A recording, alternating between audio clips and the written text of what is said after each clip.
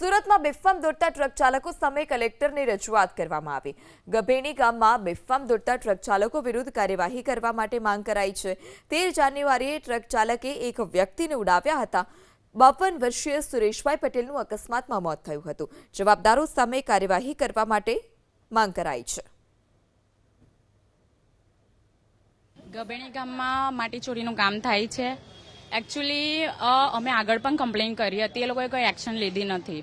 એમાં એકચ્યુઅલી એ લોકો એટલી રફ રીતે ડ્રાઇવિંગ કરે છે, એમાં કેટલા લોકોના એક્સિડન્ટ પણ થયા છે અને ખબર નથી પડી સરકાર કેવી રીતે પરમિશન આપી દે છે। મતલબ આખું માની લો ને, પોલિટિશિયન આખું પૈસા પર જ ચાલે છે।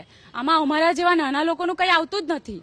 મારા પપ્પા તો ગયા, પણ અમે એવું ઈચ્છીએ છીએ કે હવે ગામના બીજા લોકોને કંઈ થાય નહીં, પણ અમારી કોઈ ફરિયાદ કોઈ લેતું જ નથી। અમે એકવારની કલેક્ટર ઓફિસમાં ફરિયાદ આપી ચૂક્યા, પણ કોઈ એક્શન લેતું નથી। હવે આ બીજી વારની લઈને આવ્યા છે, હવે ખબર નહીં આગળ જોઈએ। એમણે કીધું તો છે કે એક્શન લઈએ, પણ ખબર નહીં હવે શું થાય, આગળ જોઈએ। હવે અગર એ લોકો એક્શન નહીં લેશે તો આખું ગામ વાળું ત્યાં જઈને તૂટશે, અને એમાં જો પોલીસ વાળા કે કોઈ બી સરકારી કર્મચારી આવશે અને એમને કઈ બી થશે તો જવાબદારી એ લોકોની રહેશે। પછી અમે કઈ જવાબદારી લેશું નહીં। અમારા પતિનું એક્સિડન્ટ થયું તે પ્રમાણે બીજાનું કોઈનું થવું નહીં જોઈએ ગામમાં, એટલે અમે એમ કે આ ટ્રક બંધ કરાવી દો। બીજું કંઈ નથી માંગતા, કે અમારા સાથે થયું તે બીજા સાથે નહીં થવું જોઈએ।